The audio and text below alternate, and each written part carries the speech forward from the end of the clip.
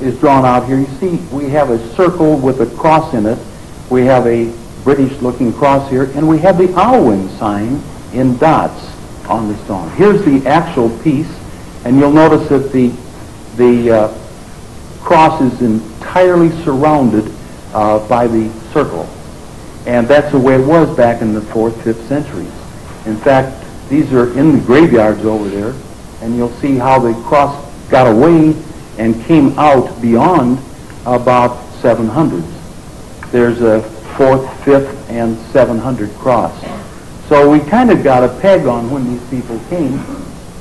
Here it is in a mound down in Georgia, in a hand, which is also a symbol we don't have time to go into.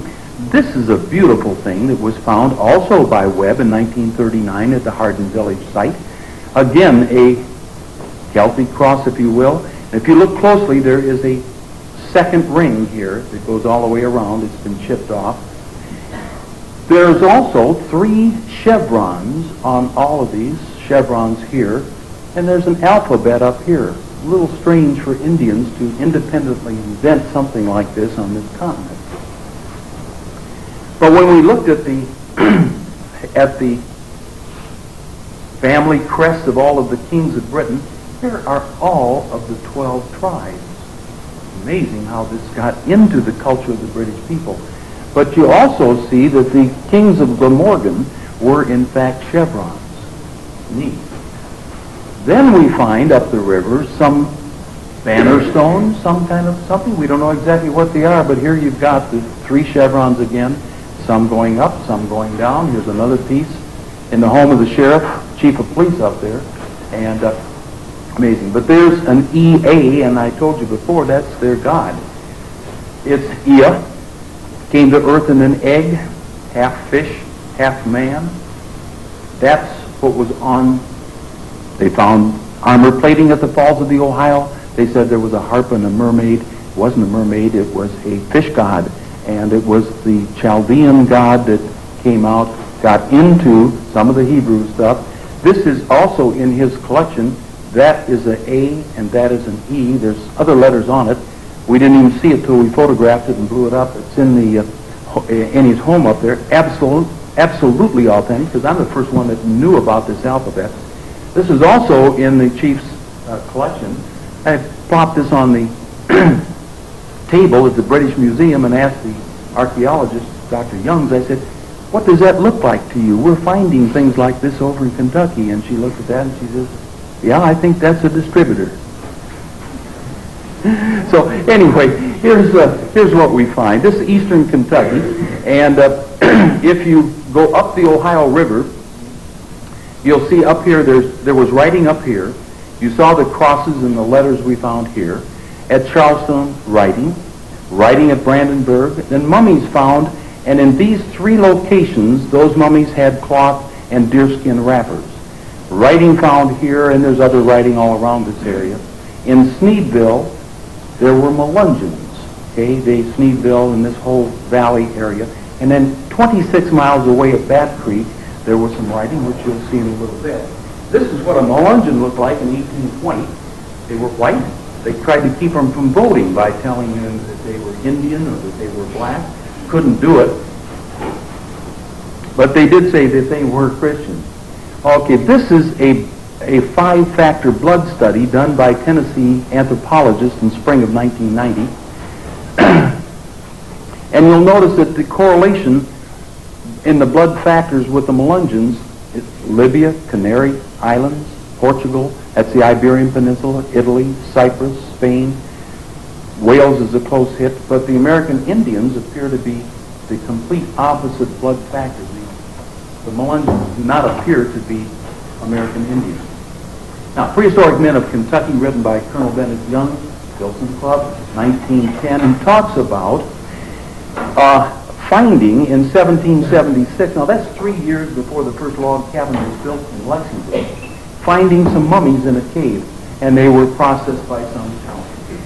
This was not reported by Raffines, but Raffines, our first professor of history at Transylvania College, reported all the other mummies. And in Scotland, in the archives of Scotland, is this letter. It goes back to 1815 by a Dr. Mitchell, written to the Earl of Buchan, and he talks about these mummies found at two different locations, and sure enough, when we went back, we compared this letter to the actual newspaper articles, and they were absolutely correct all the way. They did have deer skins wrapped around them. They did have a cloth. The skin looked like dried bacon. Up here, one of them had a fine linen shirt on. Amazing. Indians in fine linen shirts. Should have been a dead giveaway. Wasn't. Okay, these are the mummies then that came out of Kentucky. The first short cave, it's about 8 miles out of Mammoth Cave. All those mummies are gone except for Fawn Hoof. Fawn Hoof is in the Smithsonian Institute. We have a request working for a year now for DNA and for carbon dating on her. Scudder's mummy. Oh, here's a dead giveaway. One of the mummies that showed up in the literature, 1835, this was written by Josiah Priest, and it says that the mummy down in Florida had an alphabet on it that looked exactly like the letters that they had seen in the British Isles on metal. If they had followed this clue up, it would have made all of our research redundant, because here's the clue that would have given it all away. And again, cloth manufactured from the bark of trees. This is Scudder's mummy, went to Scudder's Museum and was burned up in P.T. Barnum's circus about 20 years later. It's gone, but raffinists do this, and it would make a good book cover. This is Fawn Hoof's skull. It's in the Smithsonian Institute. We did a craniometric examination because American Indians have 3 plates, 3 sutures, and 3 Inca bones, they call them. And those Inca bones differentiate all those people that came across the Bering Strait, Mongolian bloodline, with the Caucasians. Well, she didn't have those bones, but they said, oh, well, we found a lot of these too, so that doesn't mean anything. We were looking particularly at the teeth, because the teeth would have large pulp chambers. All the Asian people have large pulp chambers.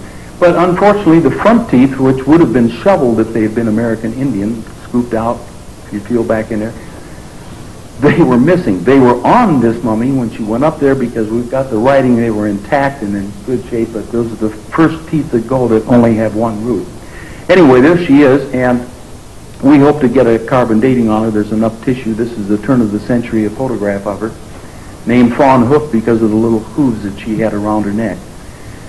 Then we sent some of the messages over to Wales, and in hoping that if the Welsh-speaking Indians had an alphabet, that we could identify some of the things that we'd found in Kentucky that had writing on them. And Alan Wilson did that, and Alan Wilson will now come up and tell us. Well, there's his book, incidentally. We've got 5 or 6 copies if somebody is interested. Thank you. Thoroughly mechanized, isn't it? What do I do with this? Is that backwards? That's it. Got right. I don't know. I've got 2 hands.